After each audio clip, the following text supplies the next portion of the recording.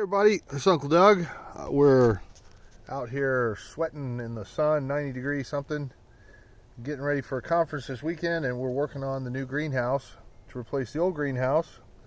And I'm just going to show you some progression of it.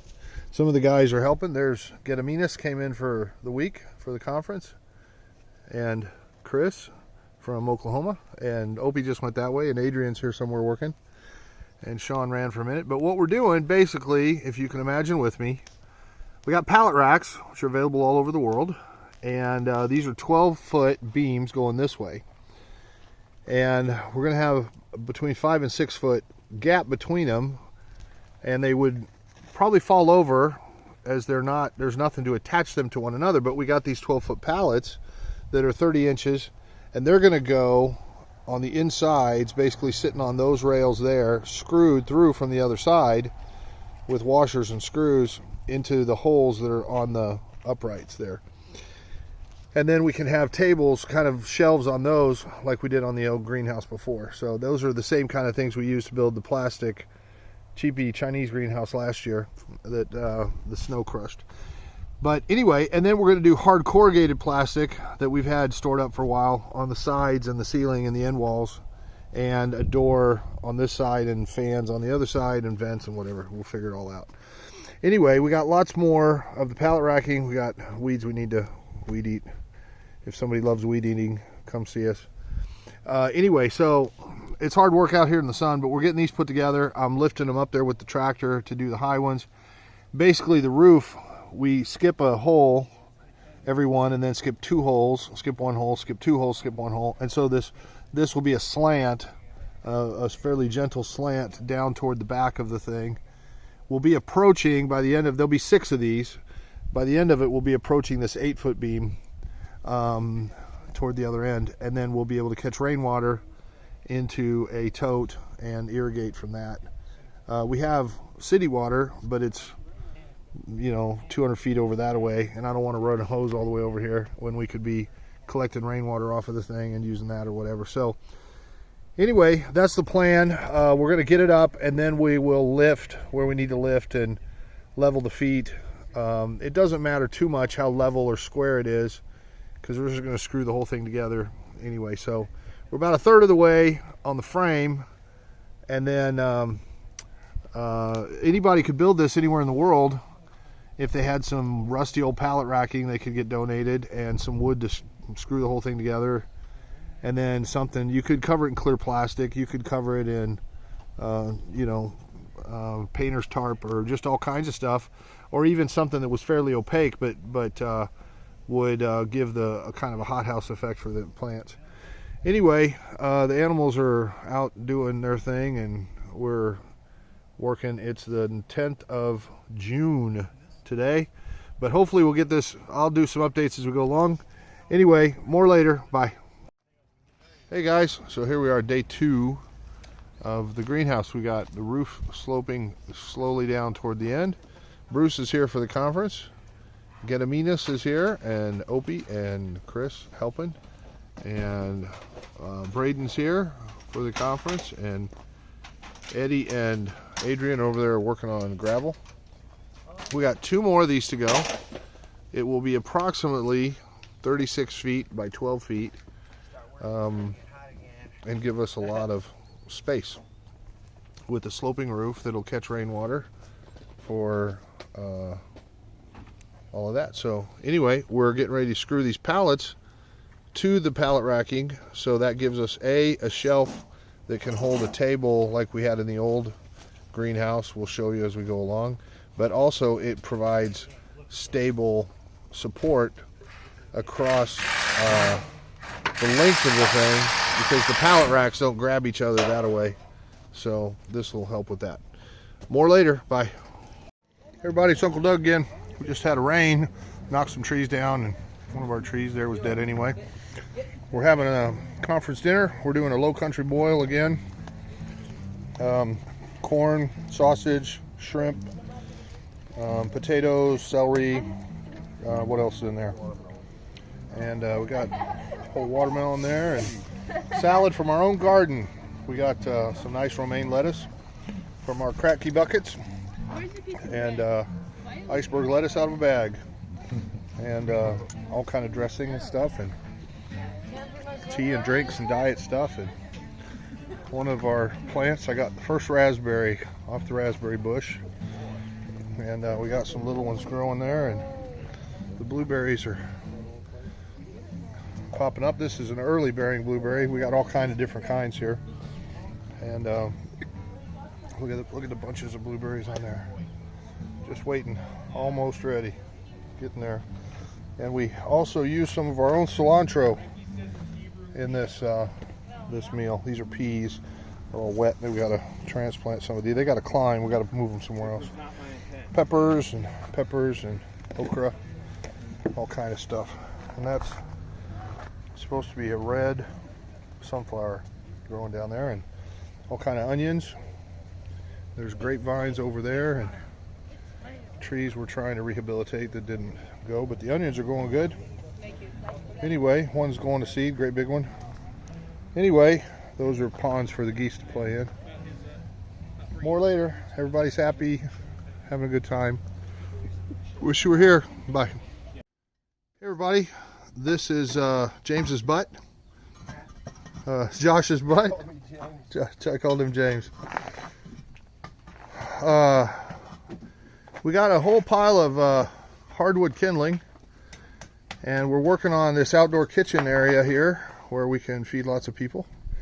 And so I thought we'd make a pizza oven. So we're making a wood-fired pizza oven here, and you're all going to get to watch a little at a time. It's no big deal. This is a regular YouTube thing. I'm just copying other people's stuff, but give you an idea of what we're doing. So anyway, we're gonna, under there it's just wood storage, and then we're gonna put where the fire's gonna go, and then we're gonna put where the pizza's gonna go, and we'll update you in a minute. Bye. Hey guys, it's Uncle Doug. I was gonna update you on this. We got daylight. We didn't have enough bricks because we enlarged it a little bit, so we went and got some more materials. Altogether it's gonna be about $100 to do this, but it'll be something we can feed lots of people with. Anyway, here's where we are updated. We should get this finished here in the next few minutes.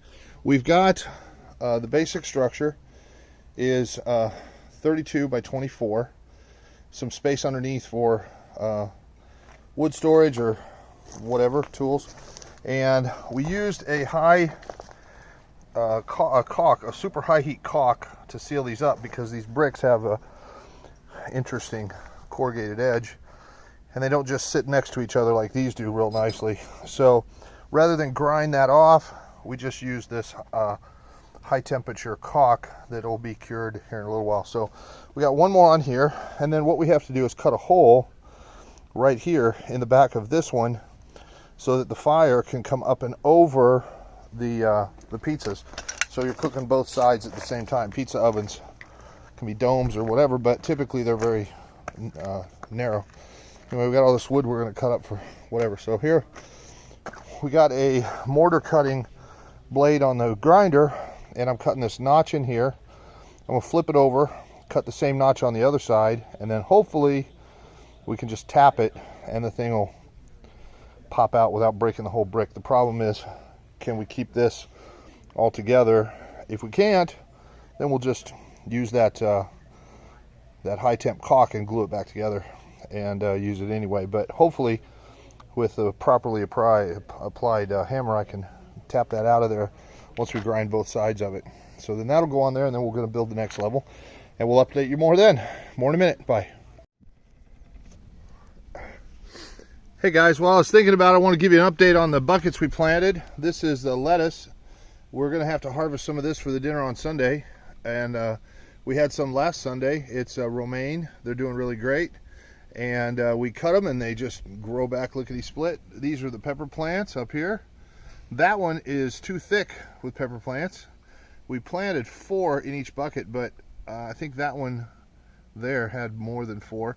And then the tomatoes are over there, and except for this little guy on the end, they look to all be doing pretty well. The water in the bucket just goes through there and feeds them all. We don't have to even water them day by day or think about it, and if it rains, that's just bonus.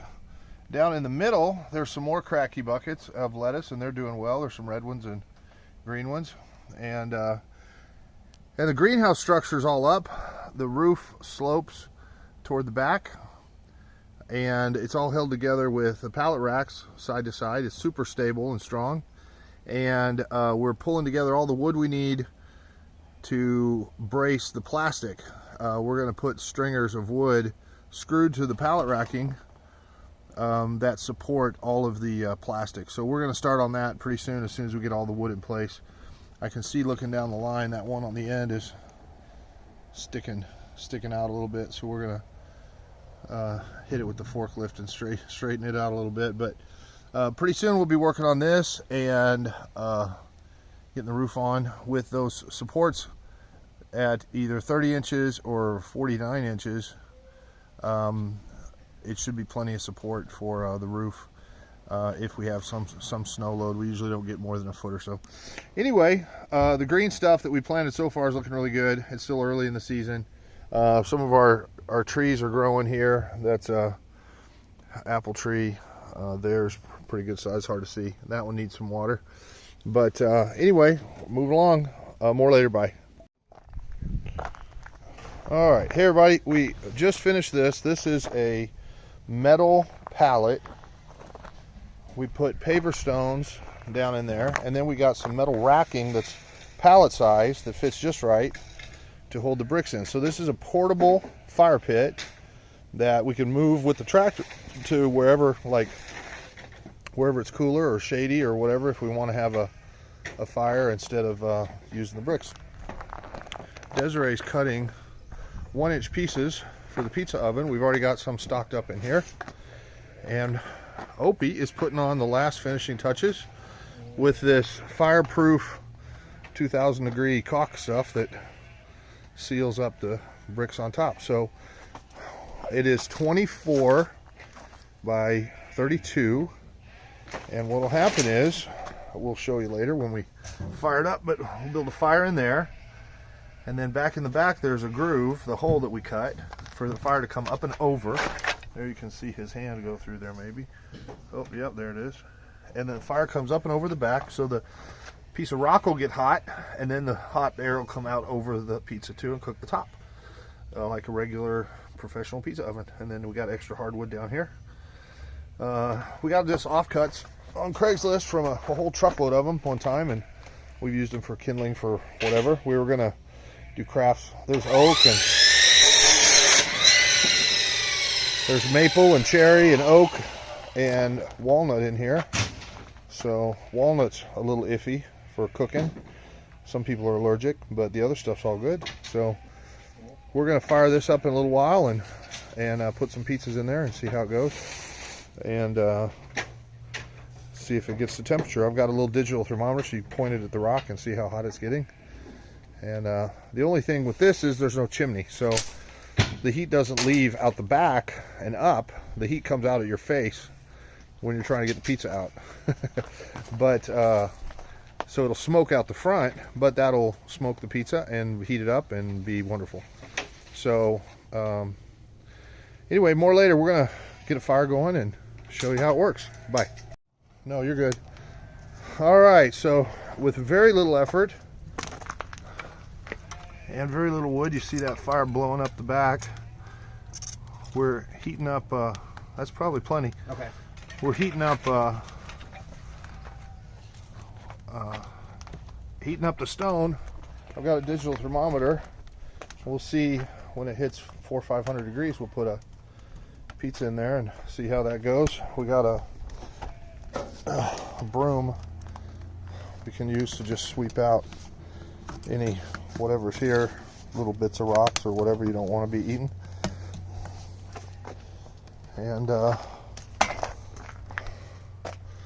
anyway, so it'll cure nice and be sealed up with ashes, and it blows the smoke right out at you, but all pizza ovens pretty much do that. And we got a little leakage in the back. See that in the corner? In the back corner? Oh yeah. But we might just right here. I could caulk it too if we need. We can tap the bricks a little tighter or whatever, but I don't think it's going to hurt anything. I'll get my thermometer and see how we're getting the temperature while Opie goes and picks a pizza or two. Okay. Bye. All right, here we're going.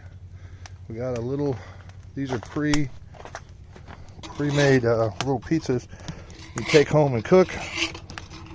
And we're just getting good at this. Oops. There we go. Pretty hot right there. We're going to take it over here and chop that up. And cheese is melty, and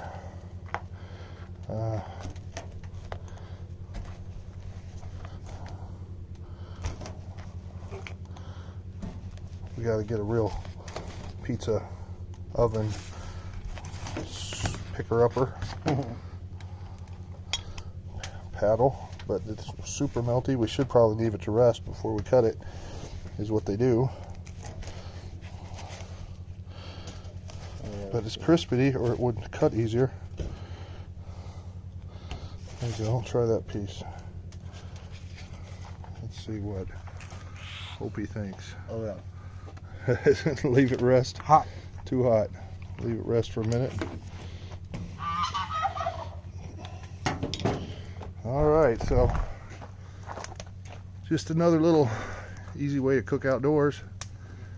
And if somebody's here and wants to cook, you could cook. I left a piece of something in there. There's my. A piece of pizza.